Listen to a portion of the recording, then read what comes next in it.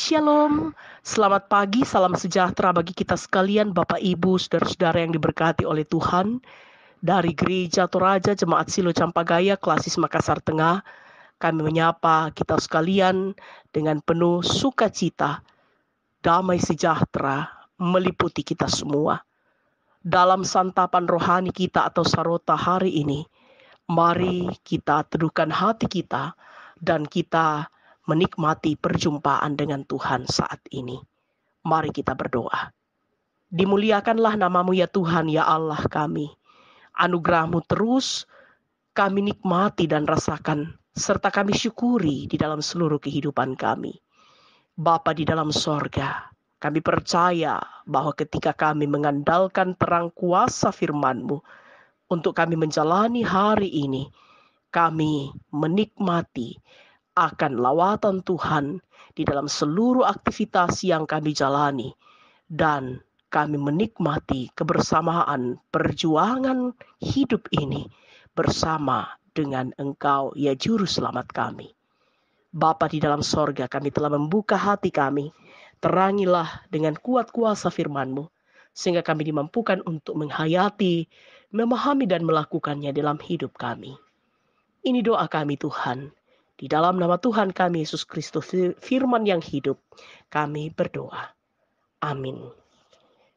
Bacaan kita di pagi hari ini terambil dari kitab Nabi Esra, pasal 6 ayat 1 sampai dengan ayat yang ke-16. Esra pasal 6 ayat 1 sampai dengan ayat yang ke-16, demikianlah firman Tuhan.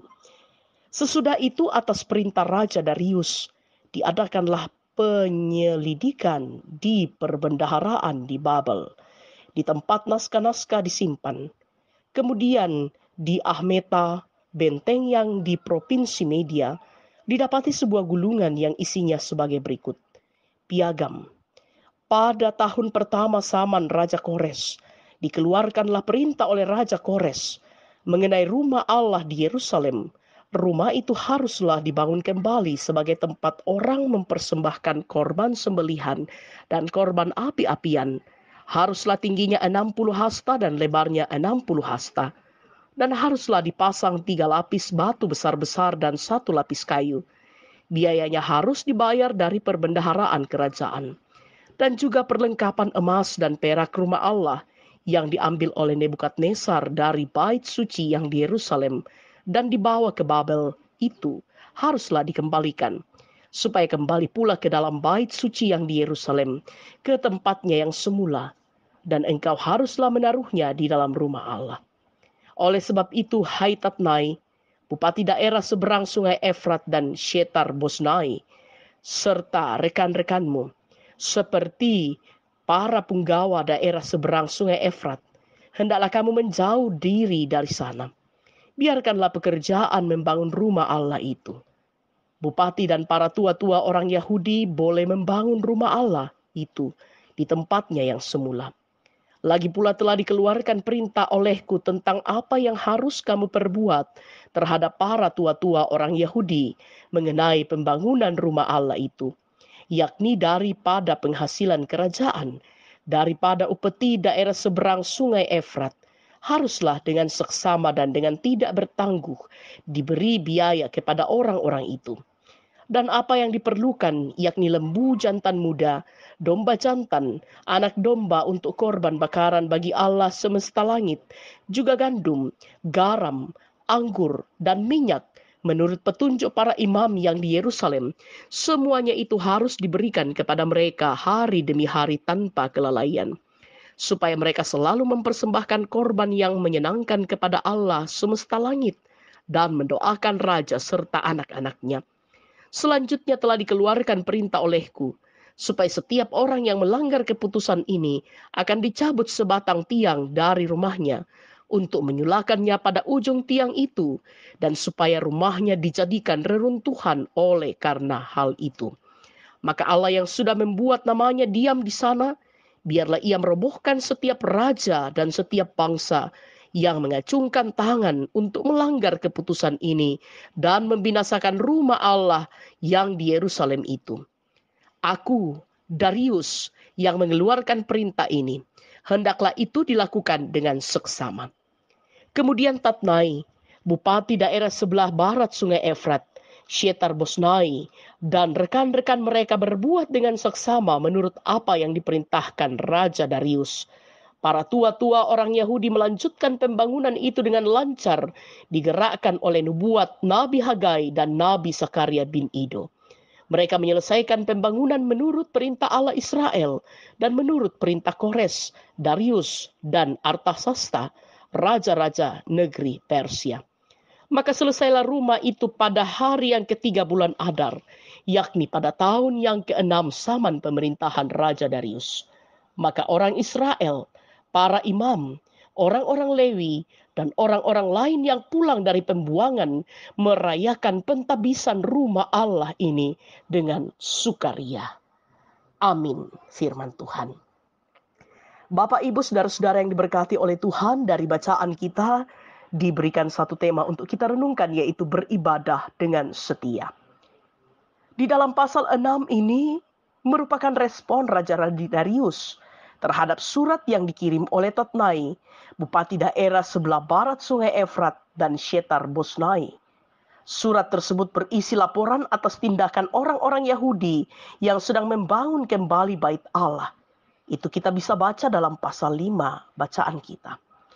Darius menyelidiki perbendaharaan di Babel dan menemukan piagam berisi perintah Kores bahwa rumah Allah di Yerusalem harus dibangun kembali. Tuhan menggerakkan hati Darius untuk mengizinkan pembangunan kembali bait Allah. Bahkan di ayat 11, ia mengecam orang yang menghambat pembangunan rumah Allah. Hal itu merupakan salah satu cara Tuhan untuk memulihkan umatnya dari keterburukan selama berada dalam pembuangan di Babel. Saudara-saudara, bait Allah adalah tempat peribadatan umat Israel, sekaligus simbol kehadiran Tuhan. Pembangunan itu menyukacitakan dan memiliki kebebasan untuk beribadah kepada Allah di dalam bait-Nya. Setelah 70 tahun hidup dalam penderitaan, di pembuangan, dan merasakan susahnya beribadah kepada Tuhan, timbul kerinduan yang besar dalam diri umat Israel untuk menyembah Tuhan dalam peribadatan. Tuhan memberi mereka kesempatan untuk kembali menikmati persekutuan dengan Tuhan. Rekonstruksi bait Allah dan beribadah dengan benar adalah cara Tuhan membuat Israel menghargai anugerahnya. Saudara-saudara, dewasa ini, pembangunan gereja gencar dilakukan. Kiranya kita tidak berfokus membangun fisik gereja saja, melainkan turut membangun persekutuan umat Allah. Allah telah menganugerahkan nafas hidup, kesehatan, kekuatan, kemampuan, bahkan kebebasan beribadah. Sebab itu, sudahkah kita menggunakan kesempatan ini dengan bijaksana? Sudahkah kita menghargai anugerahnya? Sangat ironis apabila anugerah dianggap membebani. Karena itu hiduplah beribadah kepada Allah dengan mempersembahkan seluruh hidup. Setialah beribadah kepada Tuhan. Amin. Mari kita berdoa. Engkau mencari hati yang setia untuk beribadah kepadamu. Engkau mencari hati yang taat untuk terus hidup di dalam persekutuan dengan Engkau. Bapa di dalam sorga, kami memaknai bahwa hidup ini adalah kesempatan dari Tuhan untuk kami menjadikan akan komitmen kami yang diwujudkan dalam integritas kesetiaan untuk terus berpaut kepada Tuhan. Materaikan firman yang telah kami baca dan dengarkan ini, sehingga kami terus hidup di dalam sabda kebenaran Tuhan. Bersama dengan orang tua dan saudara-saudara kami yang bersyukur atas pertambahan usia yang mereka nikmati hari ini. Sempurnakan sukacita mereka. Dan biarlah hidup ini mereka terus persembahkan sebagai persembahan yang hidup yang berkenan kepada Tuhan. Menjadi berkat bagi sesama. Bersama dengan orang tua dan saudara-saudara kami pula yang bergumul karena kelemahan tubuh yang dialami. Baik itu yang dirawat di rumah-rumah perawatan, yang sementara berobat jalan, yang dirawat di rumah, yang dalam proses pemulihan. Tuhan, ke dalam tangan kasih-Mu Dan di dalam kuasa Tuhan, kami menyerahkan seluruh pengharapan kami, pemulihan dari Allah, senantiasa menjadi bahagian di dalam kehidupan mereka. Segenap orang tua kami yang berada dalam usia lanjut, walaupun fisik mereka melemah dan terbatas, tetapi semangat untuk terus menciptakan dan menjalin hubungan intim dalam persekutuan yang erat dengan Engkau, Sang Kekasih jiwa kami. Kami percaya bahwa Engkau terus menguatkan dan memberikan semangat di dalam hati segenap orang tua kami yang berada dalam usia lanjut. Kehidupan para hamba Tuhan di berbagai tempat pelayanan Tuhan, ke dalam tangan kasih-Mu kami menyerahkan akan kehidupan hamba-hamba-Mu. Bangsa dan negara kami dari pusat sampai pelosok tanah air, Tuhan kiranya terus memberkati dan campur tangan di dalam seluruh kehidupan bangsa kami. Bapa di dalam sorga, hidup dan kehidupan kami hari ini, kami serahkan ke dalam tangan kasih-Mu. Engkau yang terus menuntun kami dengan kuasa-Mu. Ini doa kami Tuhan. Ini permohonan dan ungkapan syukur kami yang kami bawa di dalam nama Kristus Yesus yang adalah Tuhan dan Muhalis kami yang hidup. Kami berdoa. Amin. Bapak, Ibu, Saudara-saudara yang kekasih dalam Tuhan, demikianlah persekutuan kita di pagi hari ini. Tuhan dipermuliakan.